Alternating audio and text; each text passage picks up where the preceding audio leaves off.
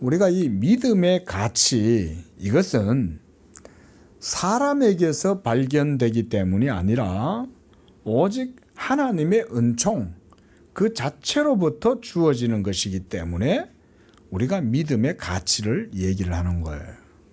만약에 믿음의 가치를 그 뿌리나 근거를 사람에게서 찾는다면 그리고 뭐 자랑할 게 뭐 있겠어요, 그렇죠? 그렇게 따지면 우리보다 신앙의 공력을 쌓기 위해서 힘쓰는 사람이 세상에 얼마나 많습니까? 예? 지금도 이 음동설안에 저 산중 암자에 집거하면서 속세와 인연을 끊고 도에 정진하는 승려들이 얼마나 많겠어요. 아침마다 연부를 하고 땡땡 이러고 올리면서 얼마나 힘들어요. 그 새벽부터 일어나서 불공하고. 그런 신앙의 공력으로 따지자면 우리는 뭐 아무것도 아니죠. 우리는 극락에는 근처도 못 가요. 그분들한테 비교하면. 그렇죠?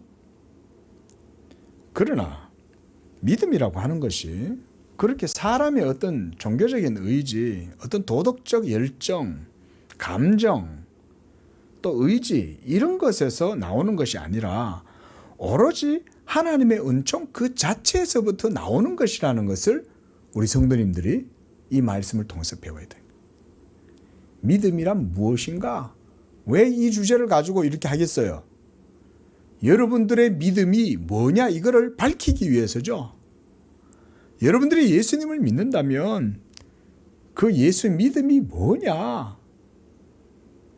내가 예수님을 믿고 있는 것이 정말 하나님 말씀대로 믿고 있냐? 이런 것들도 이런 말씀을 들으면서 비추어 봐야 되겠죠. 그러니까 모두 다 저마다 믿는다고 말은 해요. 나중에 예수님이 마지막 날 세상을 심판하실 때 그랬어요. 그렇죠? 나더러 주여 주여 하는 자마다 다 천국에 가는 것이 아니라고 그랬잖아요. 그 주여 주여 하는 사람들은 어디 있어요? 교회 안에 있잖아요. 그렇죠? 그러니까 우리들도 지금 이 자리에 모여갖고 다 주여 주여 하고 있는 거예요. 그런데 모두 다 주여 주여 하면서 마지막 날 하나님의 심판이 이루어지는 그 앞에서는 주님이 나는 너가 누군지 모르겠는데 라고 하면 어떡할 거냐 이거죠. 그러니까 우리가 지금 예수님을 믿는다고 하고 그 믿음으로 구원받는다고 한다면 참된 신앙의 참된 성도라면 그 믿음을 하나님의 말씀에 딱 입각해 가지고 자신의 믿음을 바르게 돌아봐야 되겠죠. 그렇지 않으면 우리는 거짓된 믿음으로 자기 스스로를 속이면서 신앙생활을 할 가능성이 있는 거예요. 구원받지도 못해놓고 자기는 구원받았다고 생각하면서 신앙생활을 할 수도 있는 거죠. 이런 거짓된 확신이 여러분들의 삶을 붙들고 있다면 우리의 믿음이라고 하는 것은 하나님께 영광을 돌리지 못하겠죠. 자기 스스로 거짓된 확신을 가지고 있는데 하나님은 인정도 안 하는 믿음을 가지고 있다면 그게 어떻게 하나님께 영광이 되겠냐 이거죠. 그래서 칼빈은 이 기독교 강의 3권에 들어와서 믿음에 대해서 설명을 하기를 시작해요. 특별히 우리가 뭐 배경적으로 깊이 있게 말씀은 안 드리겠지만 왜 이렇게 믿음에 대해서 깊이 있게 논하고 하느냐. 특히 이 칼빈의 카운터 파트너 그러니까 칼빈이 이 논쟁을 하는 이 대상은 누구냐면 로마 당시의 로마 카톨릭이었어요. 로마 카톨릭에 의해서 여러분 우리가 그러잖아요. 중세 천년의 암흑기다 이런 말을 쓰지 않습니까? 그 말이 그냥 생겨난 게 아닌 거예요. 중세 천년의 역사 그러니까 카타콤에서부터 지하 교회가 카타콤에서부터 나와서 313년에 콘스탄틴 대제에 의해 가지고 기독교가 공인이 되고 난 이후에 종교개혁이 일어나는 그때까지 1000년이 넘는 시간 동안 로마 카톨릭의 그 잘못된 신앙에 의해서 전 유럽이 한마디로 엉망진창이 된 거예요. 그러니까 종교개혁자들 입장에서는 이 기독교의 신앙을 바르게 정립하고 그래서 그걸 바르게 증거하고 해야 될 필요성이 강력하게 대두됐겠죠. 왜냐하면 교회의 신앙이 다 무너지니까 민생들의 모든 삶도 다 무너지고 그리고 그런 무지한 신앙 속에서 전 유럽의 캐톨릭 교인들이 모두 다 그러면서도 다 구원받았다고 생각하고 있는 거예요. 영세받고 세례받고 성찬에만 참여하면 다 구원받았다고 생각하는 거예요. 이러한 신앙의 무지를 깨트린 게 종교개혁이었던 거예요. 그렇게 해서 종교개혁자들이 가장 먼저 기치를 올린 게 바로 이 성경이었죠. 솔라 스크립투라, 오직 성경. 이게 그래서 나온 말인 거예요. 오직 성경이다. 오직 성경이라고 말은 하는데 그럼 오직 성경이라고 하는 그 정신이 뭐냐? 이걸 밝혀야 될 거 아니에요? 그죠? 말만 오직 성경 하면 뭐예요? 오직 성경의 의미가 뭔지를 명확하게 밝혀야 될 거 아니에요? 그걸 누가 했냐? 바로 종교개혁자들. 말하자면 우리가 역사적으로는 16세기, 17세기의 청교도들, 언약도들 이런 사람들이 일어나서 성경의 그 신학적인 의미를 깊이 규명하고 해명, 밝히고 했던 거예요. 그런 게 우리 한국 기독교에 어느 정도 맥락이 연결이 돼 가지고 오긴 왔지만 깊이 있게까지는 전달이 못 되었어요.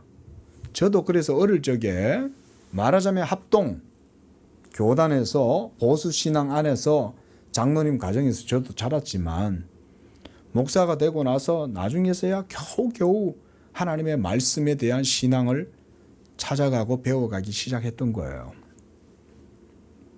근데 그러고 나서 목사가 되고 한국교회 상황들을 사역을 하고 교회의 상황들을 보니까 한국교회 상황은 매나 제자리 걸음이군 거예요. 그나마 저는 목사가 돼가지고 신학교에 가서 말씀도 배우고 이러니까 그래도 그 어두움을 뚫고 그래도 나온 거예요. 저는 그래도 그나마. 그런데 여전히 우리 현실은 많은 분들은 하나님 말씀 신앙 말은 하는데 말씀 신앙이 뭔지를 몰라. 예? 하나님 말씀인 줄로 믿습니다. 이러면 뭐 우리 한국 사람들, 한국 교인들만큼 아멘 크게 하는 데가 없어. 근데 하나님 말씀의 신앙이 뭐예요? 라고 말을 하면 몰라.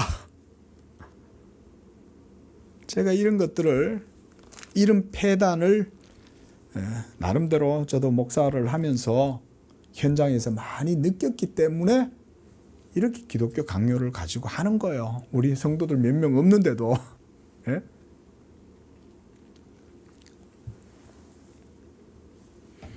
자, 이렇게 믿음을 바르게 이해하는 것은 굉장히 중요한 거다. 그래서 이 믿음에 대한 이해가 중요한 것은 그 믿음을 성경적으로 여러분들이 바르게 알게 되면 하나님께서 우리에게 주신 은혜에 대해서 감사할 수가 있어요. 그래서 8절 말씀에서 이 믿음이 너희에게서 난 것이 아니다라고 얘기하죠. 여기서 너희에게서 난 것이 아니다라는 얘기는 우리의 열정, 우리의 의지, 우리의 감정 이런 것에서 나오는 게 아니라는 거예요. 믿음은. 그러니까 믿음은 애시당초 본질이 우리 사람의 육체에서 나오는 게 아닌 거예요. 철학적으로 사유를 많이 하고 어떤 사상의 깊은 사상을 가지고 있고 이런다고 해서 믿음을 발견할 수 있는 게 아닌 거예요. 어떻게 보면 하나님은 되게 공평하시잖아요. 그죠? 글 모르고 깊이 있고 어려운 철학을 모르면 그러면 도에 도달하지 못한다. 그러면 사실은 그건 불공평한 거죠. 난 놓고 기억자를 몰라도 하나님의 말씀을 듣고 성령이 역사하셔서 믿음으로 구원 얻으면 이거는 하나님이 공평하신 거잖아요. 예? 그런 게 공평한 거 아니에요, 하나님이. 예? 공부 많이 하고, 막 아주 지적으로 뛰어나고 다른 사람보다 아주 IQ도 높아가지고 이 사람은 뭘 해도 잘하고 수학도 잘 풀고 철학도 이해도 잘하고 그런 사람이 구원을 받으면 하나님은 불공평한 거죠. 예. 그래서 하나님께서 이 믿음을 우리 속에서 불어넣으시고 일으키실 때에 사람의 힘으로 하지 않는다는 거예요. 그래서 이것이 너희에게서 난 것이 아니다, 이 믿음은. 그리고 이렇게 함으로써 이 믿음이 하나님의 선물이 되게 하셨다 그랬어요. 자, 여러분, 우리가 누군가에게 선물을 주기도 하고 받기도 해요, 그죠? 그럴 때 우리가 그 선물을 누군가에게 주면 우리가 그 사람한테 뭔가 고맙다는 소리를 듣거나 또 뭔가 대가를 바라고 준다면 그것은 선물이 아니고 뇌물이겠죠, 그죠? 예? 하지만 하나님께서 우리에게 주시는 이 믿음은 하나님의 선물인 거예요. 값 없이 그것도 그냥 주시는 거예요. 그래서 9절 말씀 보십시오. 행위에서 난 것이 아니니 그랬어요. 믿음은. 여기에서 한 행위란 여러분들의 의지, 열정 이런 것까지 다 포함된 거예요. 예? 연말만 되면 크리스마스 때만 되면 라면 박스 들고 과원 찾아가고 이것만 행위를 말하는 게 아니에요. 그것뿐만이 아니라 여러분 속에 있는 신에 대한 종교적 열망, 삶의 의지, 어떤 그런 종교적 정념, 감정 이런 것들까지도 다 포함되는 거예요. 여기서 행위는. 한마디로 우리 인간의 몸에서 나올 수 있는 모든 것들은 다 배제되는 거예요. 그러니까 이게 사람에게서 나오는 게 아니니까 자랑할 수 있겠어요? 자랑할 수가 없는 거죠. 우리가 예수를 믿고 하나님의 은혜를 받고 구원을 받았다면 그러면 하나님 앞에 자랑할 게 하나도 없는 거예요. 우리가 뭘 자랑하겠어요? 그래가지고 누구든지 자랑하지 못하게 하려 합니다 그랬습니다. 그리고 또 10절에서는 우리는 그가 어떻게 하셨어요? 우리는 그가 만드신 바다. 여러분들은 새로운 창조물인 줄로 믿으시기 바랍니다. 예? 여러분 속에는 새 생명의 영이 역사하시는 거예요. 그리고 우리는 새로운 피조물인 거예요.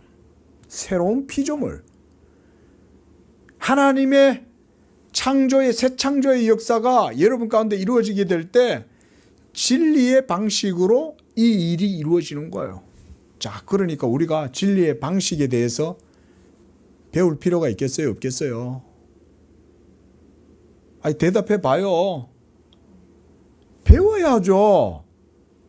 하나님이 나를 아담에게서 난 원죄도 모두 다 제거해주고 자범죄로 말미암는 죄책까지 하나님이 싸그리 다 제거해주고 내 속에 하나님을 아바 아버지라 부를 수 있는 영을 부어주시고 그래서 나로 하여금 자녀 삼아주시고 성령으로 거듭나고 거룩하게 하고 성결하게 하고 의롭게 해주셔서 이 땅 가운데에서 이제 하늘의 소망을 품고 살아가도록 해주셨다면 나를 하나님이 어떻게 이렇게 만드셨냐에 대해서 궁금증을 가지는 거 당연한 거 아니겠어요?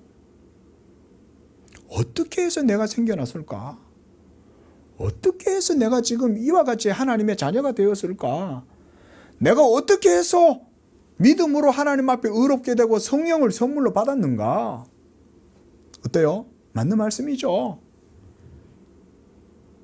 그래서 우리 기독교 신앙은 모두가 다 지식신앙이에요. 한번 따라하겠습니다. 지식신앙. 지식신앙인 거예요. 지식신앙. 그러니까 맹목적인 맹신 이런 거 없어요. 기독교는.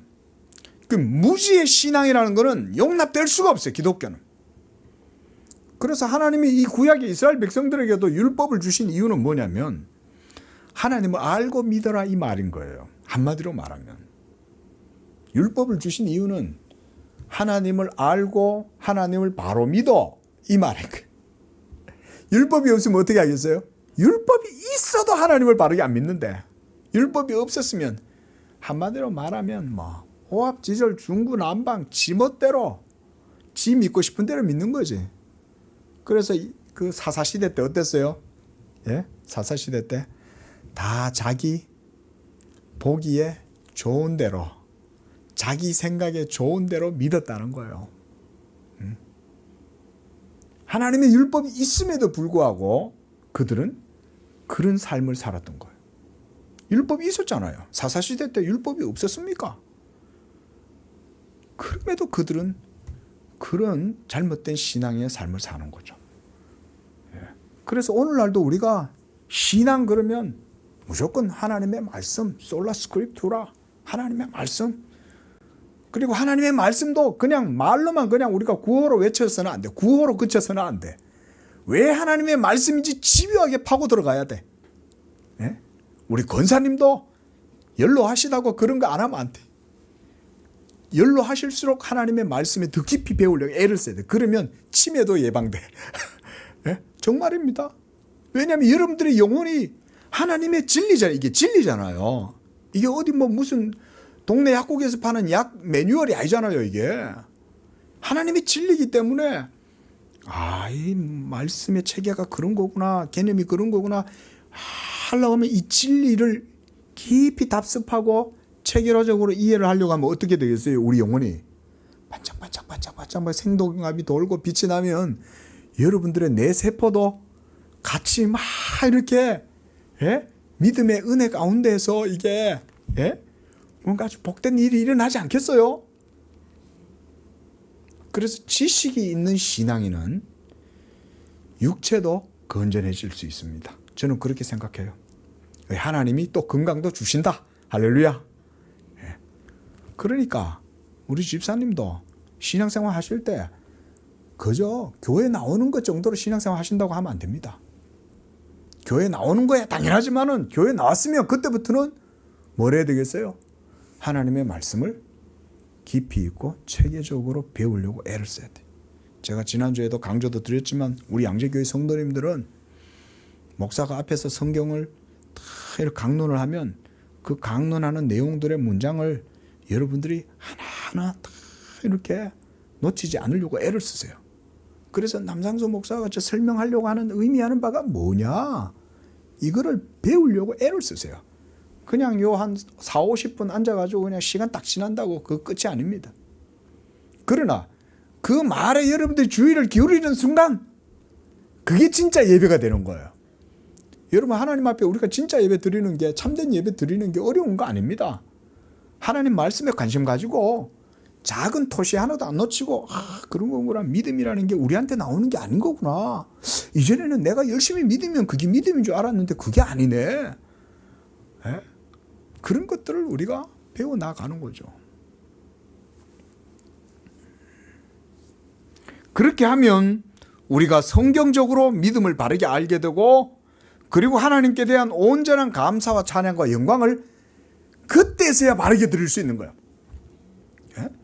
하나님께 대한 참된 예배, 하나님께 대한 바른 예배 이런 게 모두가 다 바른 지식에 근거할 때에만 가능한 거예요. 그 지식 없는 신앙은 하나님도 안 받아. 아무리 열정이 있어도. 그래서 이스라엘 백성들에게 하나님이 율법을 주시면서 뭐라 그랬어요? 호세아 선지자를 통해서. 이 백성이 나를 아는 뭐가 없어서 망했어요? 지식이 없어서 망한 거예요. 그들에게 지식이 있어요? 없어요? 율법이 있잖아요. 이 율법을 따라서 하나님을 경외하고 하나님을 섬기면 지식을 가지게 되는데 율법이 있어도 그들의 영혼에 지식이 없었던 거예요. 그 말은 그들에게 뭐가 없었다는 거예요? 믿음이 없었다는 거예요. 하나님께 대한 믿음이 없으니까 율법이 있어도 이 말씀의 율법의 말씀이 자기들한테 지식이 안 되는 거예요. 이게. 지식이 안 되는 거예요. 그 신약 성도들도 마찬가지입니다. 우리에게 성경 66권이 다 이렇게 히브리어 헬라어가 번역이 돼가지고 오늘날 우리 한글 번역은 잘 된 겁니다. 이것도 한국 교회가 하나님이 주신 복이에요. 여러분이 한글 성경 번역이요 상당히 잘 된 겁니다. 이게 물론 우리가 이제 원문은 아니지만 번역본이긴 해도요 번역이 엄청 잘 된 거예요. 이게 이런 것도 복입니다. 잘 되는 것도. 그런데 이렇게 말씀을 주셨는데도 이 말씀 읽어도 아무 감동도 없고 느낌도 없고 이 속에 이게 뭔 말인지도 모르고 그냥 그러고 있으면 어떻게 되겠냐 이거죠. 그러면 그런 게 바로 뭐냐? 무지의 신앙이 되는 거예요. 그러다 보면 나중에 무지의 신앙이 여러 가지 폐단들이 많이 일어납니다. 자, 이렇게 기독교 신앙 그리고 믿음이란 하나님의 말씀에 모든 것이 기초가 지어져 있다. 한 번 더 우리가 따라해 보겠습니다. 믿음이란 하나님의 말씀에 기초 지어져 있다. 시작. 믿음이란 하나님의 말씀에 기초 지어져 있다. 그러니까 하나님의 말씀에서 분리된 믿음이란 있을 수가 없다 이 말이죠. 말씀 위에 믿음이 서 있으니까. 그래서 말씀을 떠난 신앙이라고 하는 게 있다면 그것은 그 자체로 불법이고 불의한 거예요. 믿음이라는 것 자체는 하나님의 말씀에서 떠날 수가 없어요. 그래서 계몽주의 정신, 프랑스 독립선언 정신 이런 것들이 오늘날 현대인들의 지성 속에 마치 주체적인 것인 양 이렇게 지금 자리를 꿰차고 있어가지고 사람들이 믿음도 내 믿음이지 독단적인 믿음 뭐 오직 성경만 믿어야 된다 이게 전부 다 사탄의 거짓말이에요. 여러분 말이 좋아서 인본주의고 인문주의고 계몽주의지 진짜 진리가 뭐냐라고 따지면 하나님의 진리를 근거로 얘기를 해야죠. 우리 이성이 자율성이 있으면 뭐해요? 진리가 없는데 이성이 자율성이라는 건 풀어놓으면 고삐 풀린 망아지밖에 안 돼요.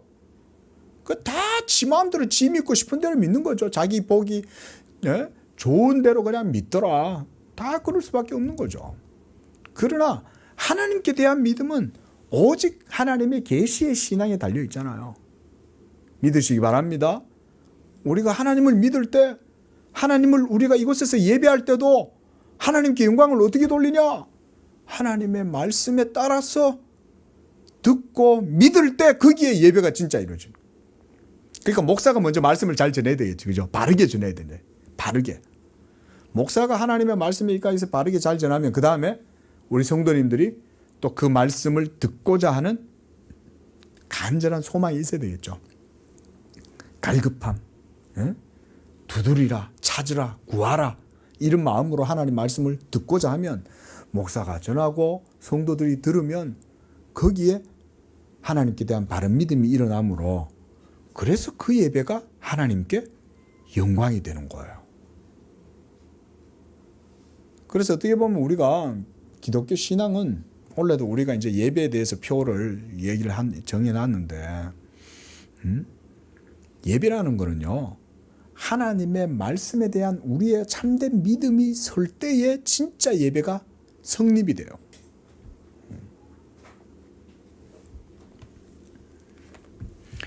그러면 말씀을 떠난 신앙이면 어떻게 되냐? 그때부터 미신이 찾아 들어오기 시작합니다.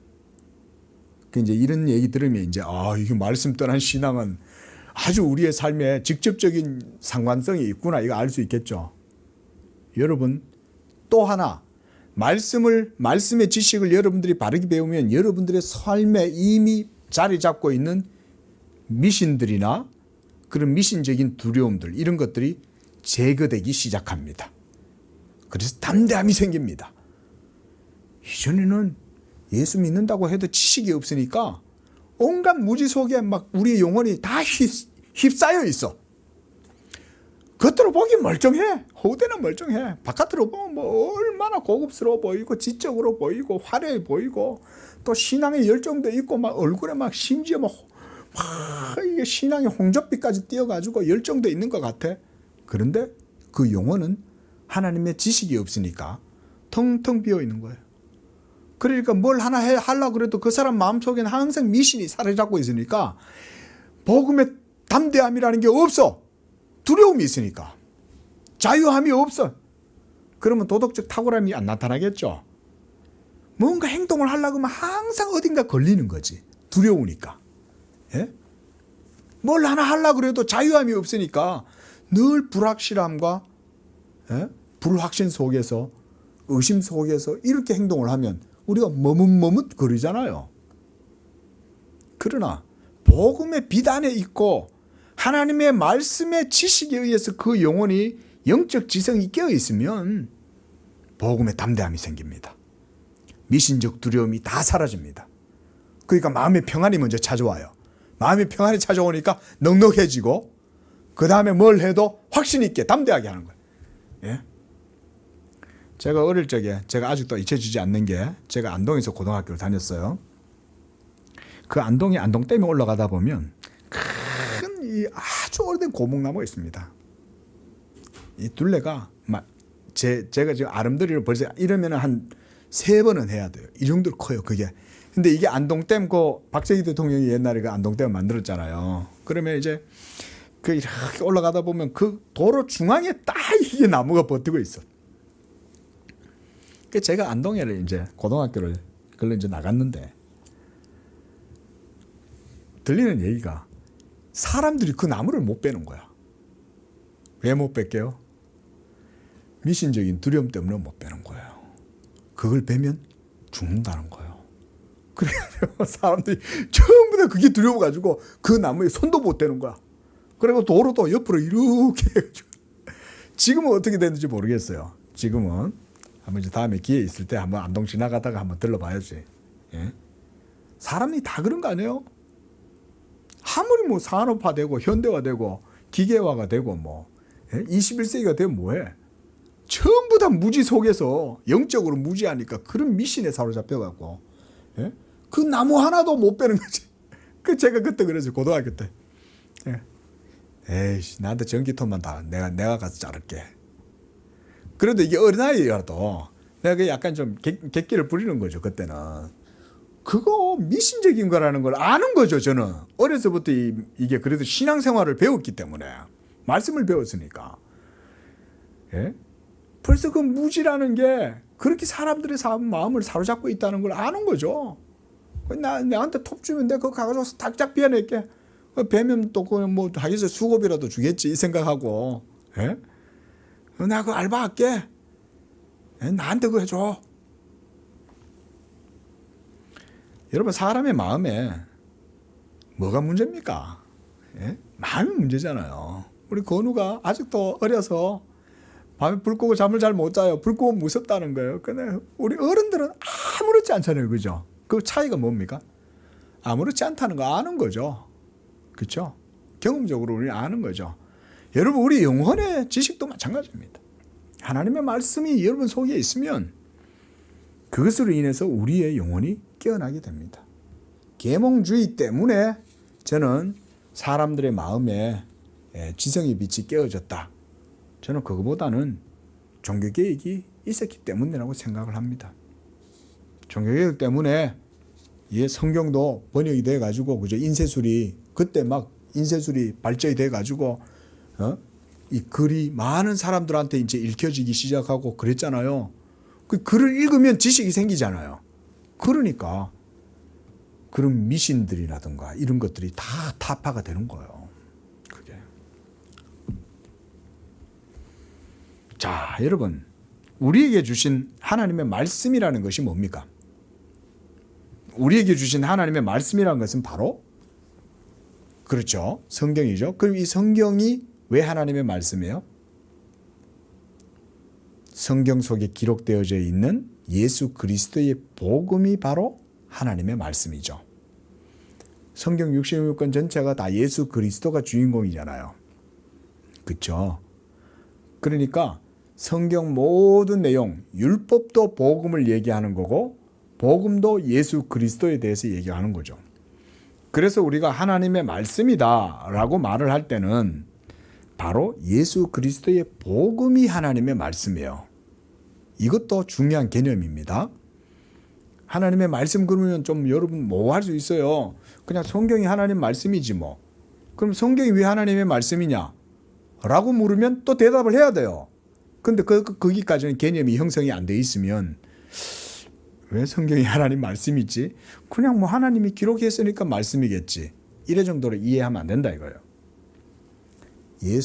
우리에게 주신 예수 그리스도의 복음이 바로 하나님의 말씀이고 성경은 그 하나님의 진리의 말씀인 예수 그리스도의 복음을 우리에게 모두 다 이 글로 전부 다 증거를 해놨기 때문에 그래서 성경을 우리가 하나님의 말씀이라 그런다. 그 예수님의 복음이 바로 우리에게 주신 하나님의 말씀이죠. 우리가 성찬식에서 성찬을 행할 때 떡과 잔을 먹고 마시면 그것은 우리가 예수님의 복음을 먹고 마시는 거예요. 그것도.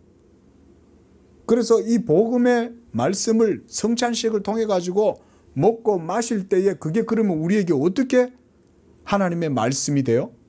우리가 그거 이제 배웠죠. 저번에 교회론 하면서 성찬식을 잠깐 배웠어요. 성찬에 대해서. 진리가 역사하니까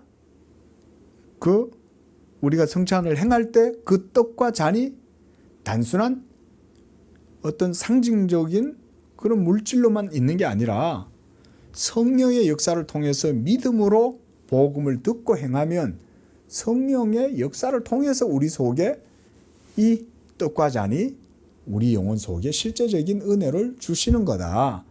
그래서 떡과 잔 그 자체가 무슨 효력이 있는 게 아니라 그랬죠. 그렇게 생각하면 그게 이제 루터파나 로마 교회의 화채설과 같이 우리가 잘 그렇게 되는 거예요. 그게 아니라 진리의 성령이 복음의 말씀으로 역사하시고 그래서 우리가 믿음으로 그것을 행할 때 이 성찬이 바로 우리에게 예수님의 그 구원의 복음의 은혜로 주어지는 거다. 어때요? 이런 것들이 다 이렇게 설명이 되는 거예요. 우리 개신교 신앙은. 그래서 칼빈은 하나님께서 아들을 통해서 화목을 이루고 우리에게 값없는 호의를 베풀어 주시는 아버지에 대한 지식, 그리고 그리스도께서 의와 거룩과 생명으로 우리에게 주어지신 그런 분이라는 사실을 우리가 알아야 한다라고 했어요. 한마디로 예수님의 인격과 사역이 우리 영혼에 어떻게 효력을 주는지를 알아야 된다. 한 번 더 따라합시다.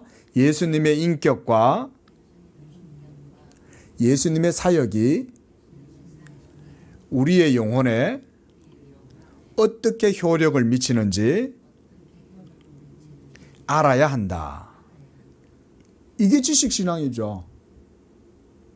우리 기독교 신앙은 이런 것들에 대해서 다 얘기를 하고 해명을 하고 설명을 하는 거예요.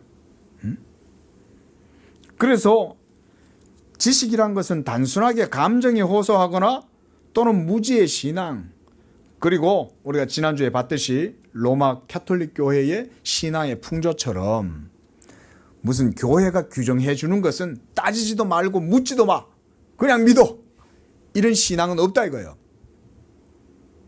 그래서 로마 교회 성도들은 보면 되게 경건한 것 같아. 그렇지 않아요? 심지어 정서까지도 그렇게 느껴져. 이분들의 정서까지. 뭐 얼굴이 보면 되게 경건한 것 같아.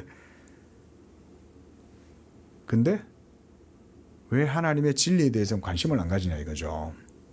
그저 신부님한테 잘 모시고 수녀님 모시고 시장 잘 다니고 꽃도 사러 잘 다니고 차 대접도 잘하고 이러면 그게 신앙인가요?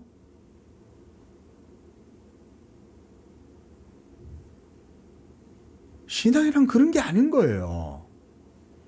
하나님을 아는 지식이 진짜 신앙이고 그 영적 지식에 의해서 그 영혼이 부여해지고 그 영혼이 하나님의 진리를 알고 그런 것 속에서 예수 그리스도를 통해서 하나님 아버지가 나에게 어떤 구원과 은혜를 주셨냐, 어떤 신령한 은사를 주셨냐, 이런 것들을 배워나가는 거잖아요.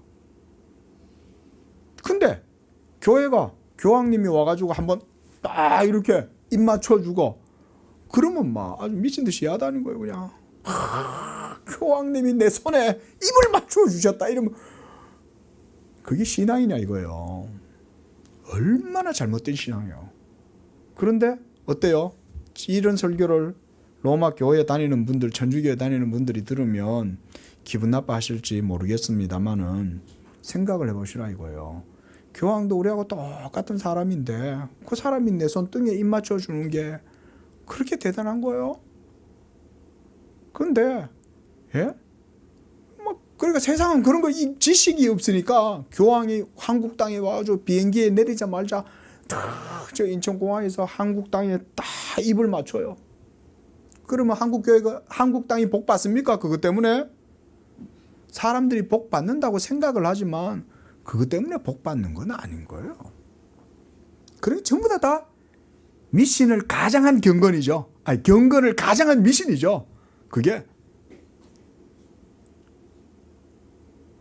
아닙니까? 아니, 교황이 땅에다가 입을 맞추면 한국 땅이 거룩해지는 거예요? 그럼 이 땅에서 예수 믿는 성도들은 뭐예요? 전부 다. 이 땅에서 거룩을 위해 가지고 기도하고 하나님 말씀대로 믿고 신앙생활 하는 사람들 신앙은 전부 다 뭐예요? 그 교황 한 사람보다 못한 거예요? 얼마나 큰 무지뿐만 아니라 얼마나 큰 교만이에요. 교만한 거잖아요, 그게. 그런데 사람들은 그걸 교만이라고 생각도 못하죠. 왜냐하면 영적으로 무지하니까. 응? 그런 게 그래서 칼빈이 로마 캐톨릭의 무지의 신앙을 이렇게 지금 비판하고 있는 거예요. 그래서 믿음이란 무엇인가를 설명하는 이유가 그래서 주로 로마 카톨릭의 잘못된 신앙의 풍조를 계속 비판하는 거예요. 스콜라주의자들. 응? 마치 지식이 있는 척하면서 믿음에 대해서 논리적으로 막 말하는 것 같지만 성경하고는 아무것도 상관도 없는 그런 식의 믿음만 계속 궤변만 늘어뜨려 놓고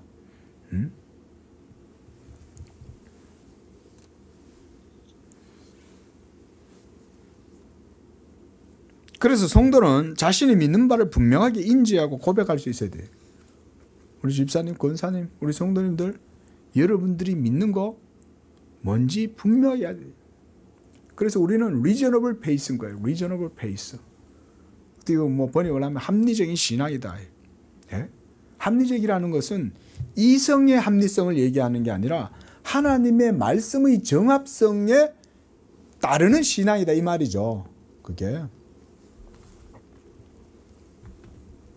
그래서 여러분들이 분명하게 이해하지 못하고 있거나 또는 여러분들이 불명확하게 믿고 있다면 그 믿음은 온전한 믿음이 아니에요. 그리고 여러분들의 신앙은 지금 계속 맴돌고 있는 거예요. 바른 길로 가지도 못하고 전진하지도 못하고 계속 뺑뺑뺑뺑 맴돌고 있는 거예요. 지금. 그 길을 그 미로를 빨리 벗어나려면 하나님의 말씀을 붙들어야 돼요. 애를 써야 돼요. 집사님.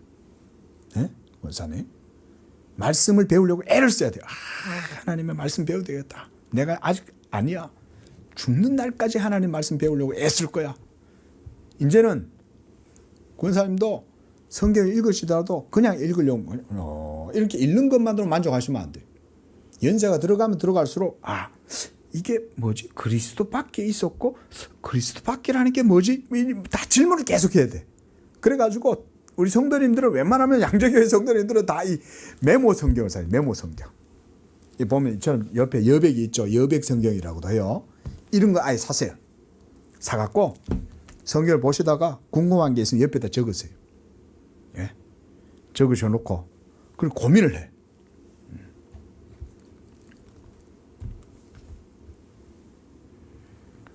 그래서 칼빈은 이렇게 말했습니다. 이 말씀 드리고 마칠게요.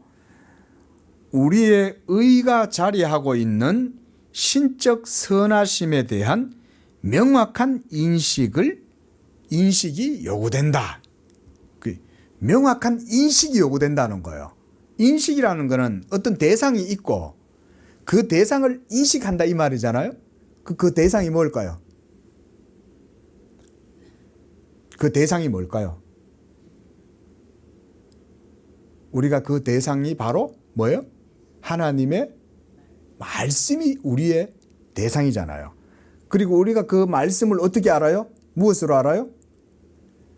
믿음으로 알죠. 보세요. 이런 얘기도 여러분들이 분명히 이해를 하시, 그렇구나. 이런 걸 여러분들이 제가 이렇게 믿음의 대상은 하나님 말씀이고 우리가 그걸 인식할 때 인식이 요구된다 그랬는데 인식을 하려면 믿음이 있어야 되는구나.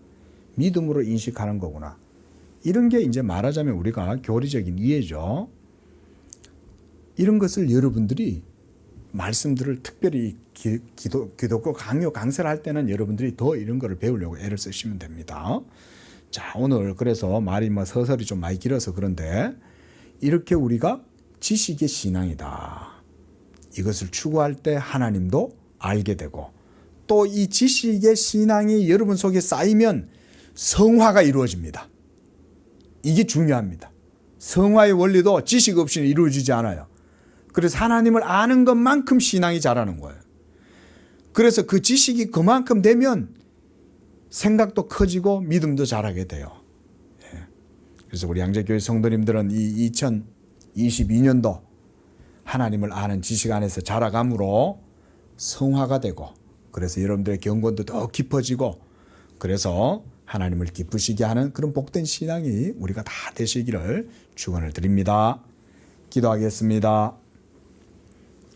자비하신 하나님 아버지 감사합니다. 이와 같이 우리에게 생명의 말씀, 진리의 말씀을 주시고 바로 예수 그리스도의 복음을 통하여 우리에게 하나님의 말씀을 알게 하시고 그 그리스도 예수를 아는 지식으로 말미암아 살아계신 하나님과 진리의 말씀을 알게 하시니 감사합니다. 하나님 우리 양재교회는 지식의 신앙으로 하나님을 기쁘시게 하는 그런 복된 신앙이 되게 하여 주시옵소서. 여호와를 경외하고 또한 여호와를 두려워하고 그 하나님을 사랑하고 섬기는 가운데 우리가 이러한 온전한 신앙의 지식으로 성장하면서 우리 성도들이 지식의 신앙 가운데 하나님께 복을 받고 또 하나님을 기쁘시게 할 뿐 아니라 우리 성도들의 믿음도 경건도 그 안에서 자라가고 그래서 온전한 성화의 삶을 살아감으로 하나님께 영광을 돌리는 복된 지식의 신앙인들 다 되도록 축복하여 주시옵소서. 예수님의 이름으로 축복하며 기도합니다. 아멘.